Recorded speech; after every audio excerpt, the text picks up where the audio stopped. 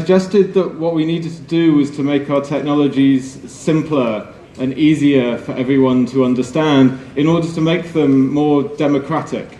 And I think it was an okay talk and it's an okay idea, but I also kind of hated it. And I'm not entirely sure I believed it. And this is not that talk. This is the kind of possibly the opposite of that idea. So I'm going to start where I start my book, though this isn't really about the book. But I've been fascinated for a long time with the weather as a thing that surrounds us, that kind of shapes us in an environmental way, in a deep cultural way. And the way in which, as humans, we've constantly attempted to understand and control that, as we tend to try and understand and control many things. Because for me, there's also interesting connections to be drawn between the history of the weather and the history of computation, which starts here. Back in 1916, a guy called Lewis Fry Richardson divided the world, or at least in the beginning just Europe, into a series of squares. He turned meteorological information, the observation of the skies, into data, and he established a mathematical formula that will allow him to work forwards from pieces of data in the morning to pieces of data in the evening. He believed it would be possible to predict the weather by mathematics, by calculation. And he was kind of an amazing guy because he did this mostly while serving as an ambulance driver in the First World War. He did his very first calculation of the weather, a 24-hour weather forecast, with pencil and paper while in trenches and little cottages on the Western Front. And it took him about 4 months to do it, which is pretty impressive, but not as fast as the weather. But he basically proved that the method was sound, and he had this beautiful imagination.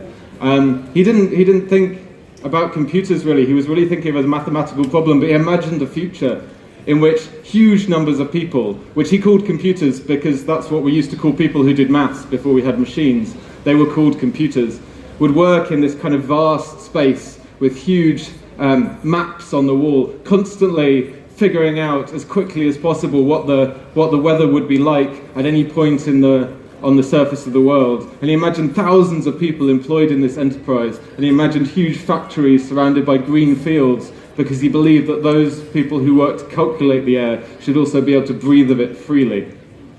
It took another 35 years before calculation caught up with the weather. This is the first computer code basis for Richardson's calculation, where someone took all of that information, all of those calculations that Richardson had proposed, and programmed them into one of the very first computers. And it ran on a computer called the ENIAC in 1949, a computer that had been designed to calculate the yield for atomic bombs. This is what basically we invented computers to do, to predict the weather and to design atomic bombs. And for the first time in history, a weather forecast ran, and it took about 23.5 hours. So we managed to calculate the weather for the very first time, slightly faster than the weather actually happened. We predicted the future with computers. And something kind of strange happens at this point in our history, because we start to believe that by calculating the world, we can kind of replace it with this model, use it as a form of prediction, and ultimately kind of come to control it. Thinking through computers became the way we ran the world. And ultimately, I feel it sort of settled into our brains, and it's become kind of the way that we think the world as well. But here's the thing. Our ability to predict the weather is getting worse. Our ability to do these kind of calculations is starting to fail us. Due to man-made climate change, the atmosphere is becoming more turbulent and unpredictable, and all of that data that we've gathered about how the weather behaves isn't true anymore. The model is failing, and the horizon by which we can predict the future is starting to come back closer and closer towards us. And this ability, this desire, this kind of ingrained thing to predict and control through computation is starting to fail us in other ways as well. This is Moore's law, which predicts that the power of a computer chip doubles approximately every 2 years. It's not actually a law, it's kind of a rule of thumb, but it's held true pretty much for 40 years. And it seems to have led us again to this belief that computational processes are somehow natural and predictable, and that computers will eventually be able to solve anything. Essentially, it's the doubt that given any problem, we can just kind of throw more and more technology at it to solve the problem. But unfortunately, it's increasingly obvious that this is not what's happening. This is one of my favorite examples, which scientists working in the pharmacological industries called Eroom's law, which is Moore's law backwards.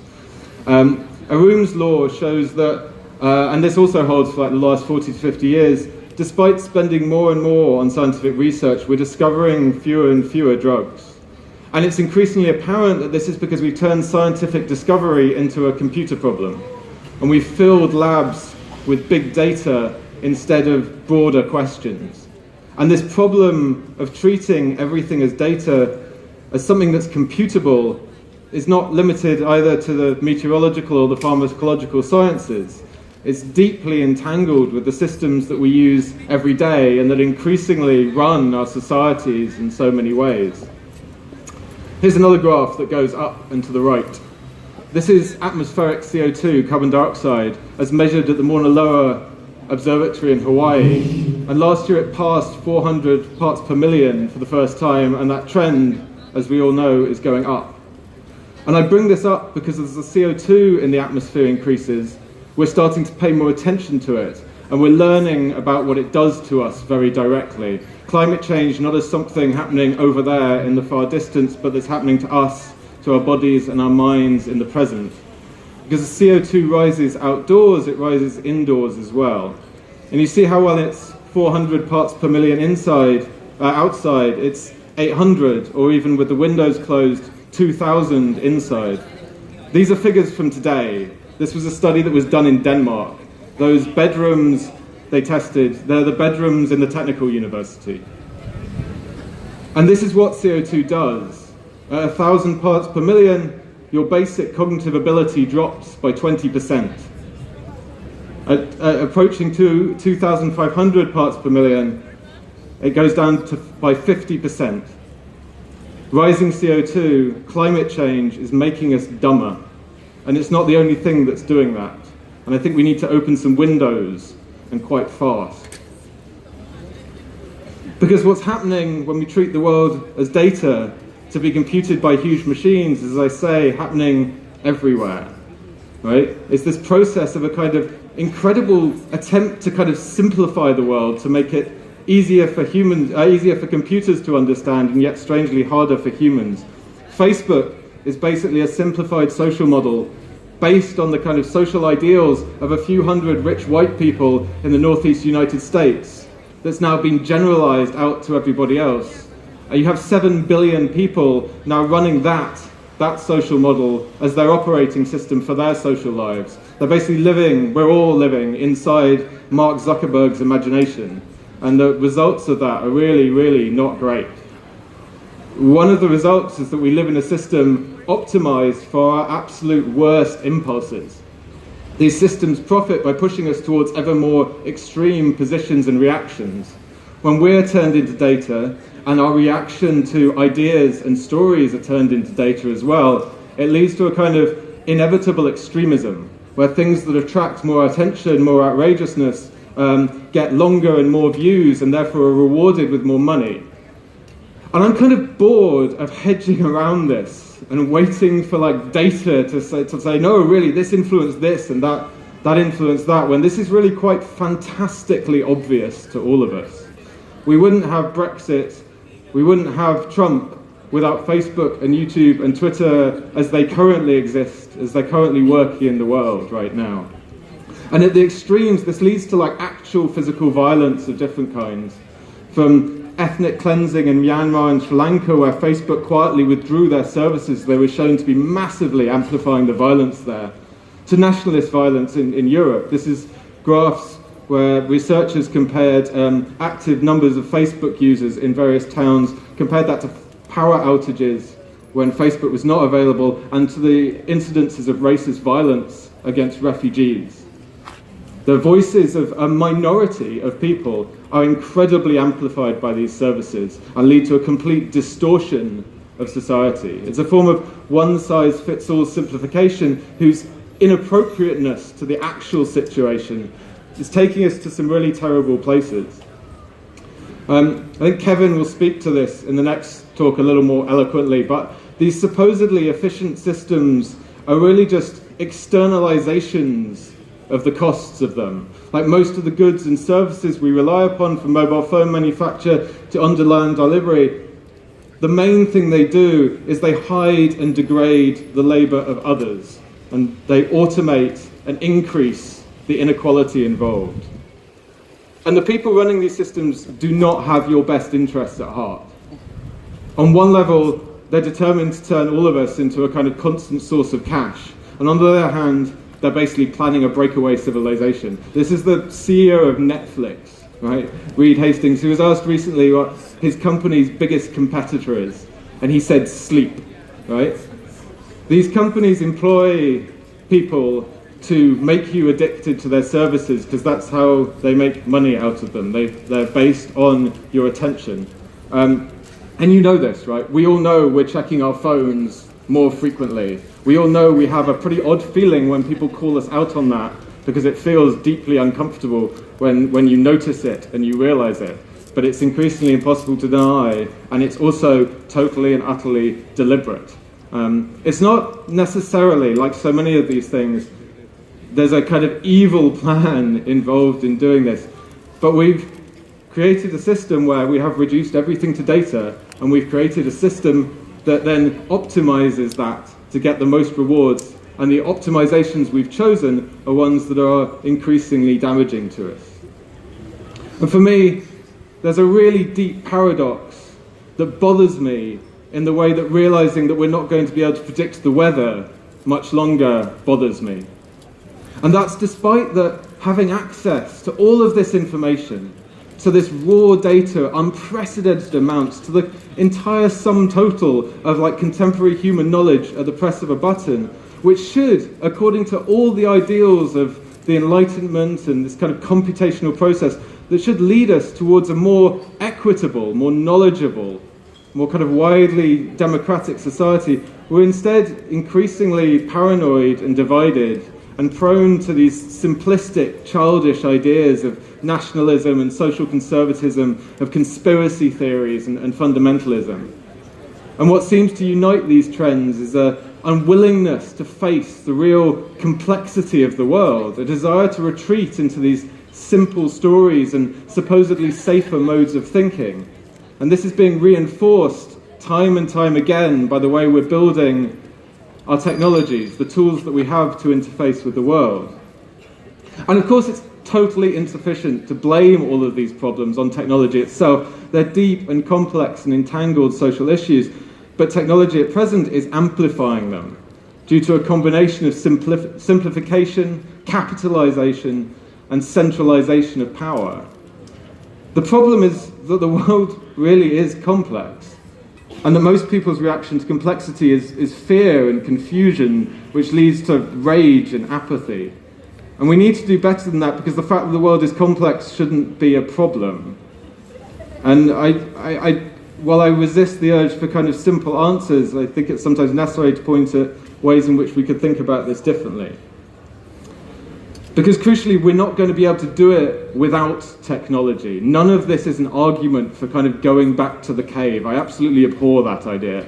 Like, the tools that we have are here for us to use, and there's no going back from here. Technology itself is not the threat, and I firmly believe it remains our kind of best hope for understanding ourselves and the world.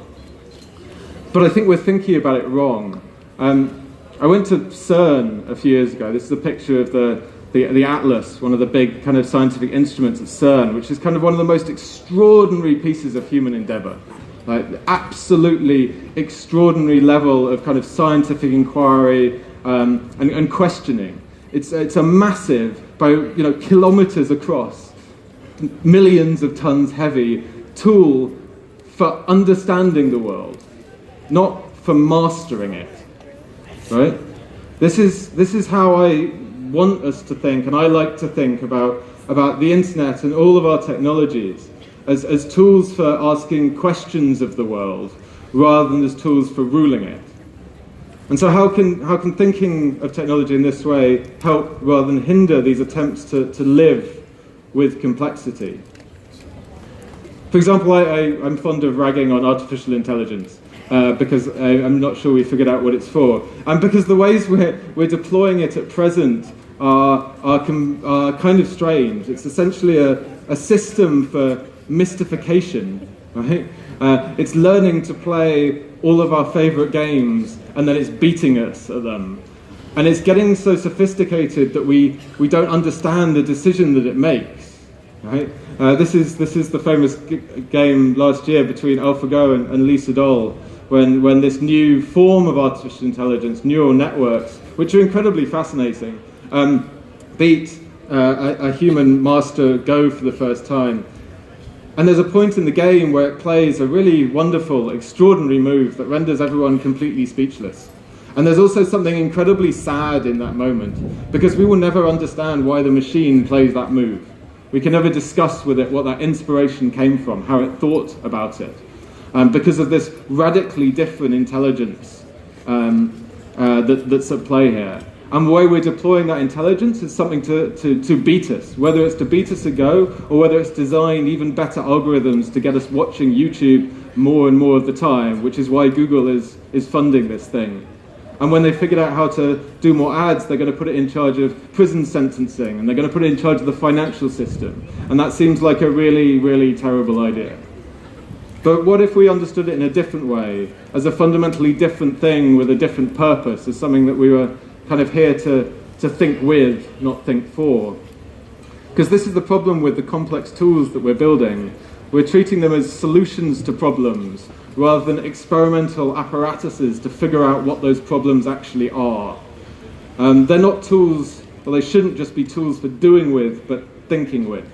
I don't want to be too mean to this guy who's incredibly brilliant and smart artificial intelligence engineer, but he said two things that I think are worth thinking about. Because the first is where he believes, as many do, that artificial intelligence will solve some of the world's biggest problems. And the question of the solution comes before the question of what those questions are. But there's this really long interview, this fascinating read you can read in the New York Times, where they interview a whole bunch of AI engineers. And they talk about, the reporter does a really good job of explaining some of the implications of these systems, but he keeps asking this guy, but in particular, Lee, he keeps asking him if he could please just explain what he means when he talks about multi-dimensional AI systems, right? The fact is that these neural networks are so complex that they operate in thousands and thousands of dimensions. He's talking about the translate system, where they've basically taken all the world's languages and constructed a 1,000-dimension superstructure in which all of these languages run and mold into one another. And it's an incredibly hard thing to hold in one's head. And the journalist keeps pestering him for an answer until he says, "I don't generally like trying to visualize 1,000-dimensional vectors in 3-dimensional space." And it's like, well, tough. Like, these technologies are complex because the world is complex. It's diverse and it's multifaceted and it's infinitely dimensioned, and we have to live in it. And we're going to have to learn to live with the complexity from these machines that we're building to understand the world. And the sheer fucking weirdness of this situation demands that we become weirder in turn. Because I think we have philosophical and ethical models for implementing multidimensionality to hand. It's called things like intersectionality. It's recognizing that we are all enmeshed in complex webs of power and responsibility that favor and oppress people in different but very real ways. And that the best response to that is solidarity in diversity, not the denial and repression of difference. And that's really hard to visualize too, but the necessity of engaging with something like artificial intelligence, with the real hardcore complexity of these things that we're building to explain the world back to us, that could be one of the ways that we come to understand it. And we could also choose to learn from the growing power of non-human machine intelligences to be a little bit more humble and thoughtful about other non-human intelligences. It's my real and fervent hope for AI that as it gets smarter, it might actually persuade humans that we're not the only thing that matters on this planet, and that paying attention to these other forms of agency and intelligence that surround us might actually be kind of key to our survival. Whether we achieve this will depend on our willingness to see not just artificial intelligence, but all these technological discourses, which are our models and our tools for accessing the world, whether we see them as masters or as teachers or even as kind of fellow pupils of the world, whether we allow these forces and the powers that at present maintain a virtual monopoly over them to continue to reduce our agency, to hack our brains, to turn us into profit, to turn us one against one another, to make us actually dumber, or we take them as spurs, as radical spurs to radical action and to self-education in the present, not, I stress, in some kind of unknowable, crazy science fiction future, but right here, right now, in the present, right before us.